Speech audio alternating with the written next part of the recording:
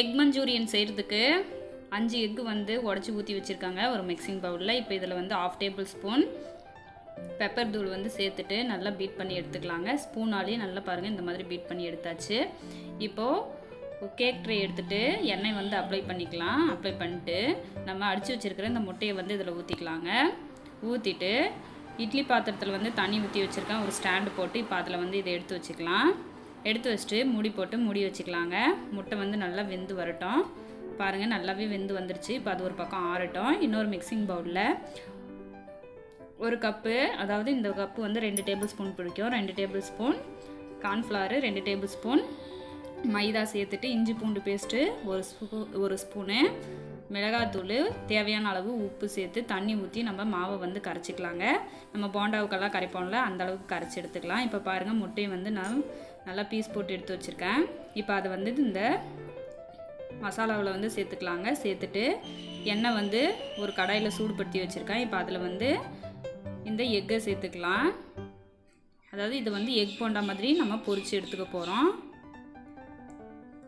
ஒரு பக்கம் வெந்துருச்சு. இப்போ இன்னொரு பக்கம் வந்து திருப்பி விட்டுக்கலாங்க. திருப்பி விட்டு இப்போ பாருங்கள் இதை நம்ம பொரித்து எடுத்தாச்சு.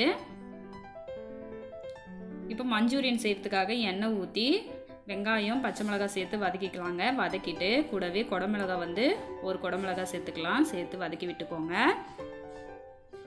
வதக்குனதுக்கு அப்புறமா இது கூட 1/2 டேபிள் ஸ்பூன் இஞ்சி பூண்டு paste, 2 table spoon tomato ketchup வந்து சேர்த்துக்கலாம், 1 டேபிள் ஸ்பூன் சோயா சாஸ் சேர்த்துக்கலாங்க. சேர்த்துட்டு இப்போ இதோட பச்சை ஸ்மெல் போகிற அளவுக்கு இதை வதக்கிக்கலாம். வதக்கி விட்டதுக்கு அப்புறமா 1 டேபிள் ஸ்பூன் மிளகாத்தூள் சேர்த்துக்கலாங்க. சேர்த்துட்டு 1/2 டேபிள் ஸ்பூன் பெப்பர் வந்து சேர்த்துக்கலாம். சேர்த்துட்டு இப்போ இதை வதக்கிக்கலாங்க.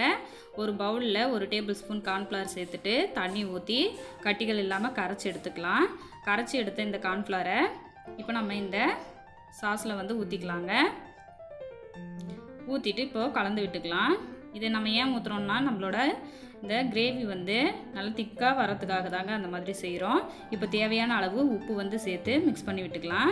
இப்போ பாருங்கள் நல்லா திக்காகி வந்துருச்சு, நல்லா கொதிச்சிருச்சு. இப்போ இந்த சமயத்தில் நம்ம பொரிச்சு வச்சுருக்கிற எக்கை வந்து சேர்த்துக்கலாங்க. சேர்த்துட்டு இப்போ கலந்து விட்டோம்னா ஒரு 2 நிமிஷம் கலந்து விட்டோம்னா சூப்பரான எக் மஞ்சூரியன் வந்து ரெடி ஆகிடுச்சு. பாருங்கள் ரொம்ப டேஸ்ட்டாக இருக்குங்க. கண்டிப்பாக நீங்களும் இதே மாதிரி ட்ரை பண்ணி பாருங்கள். ட்ரை பண்ணி பார்த்துட்டு உங்களோட கமெண்ட்டை சொல்லுங்கள். Thanks for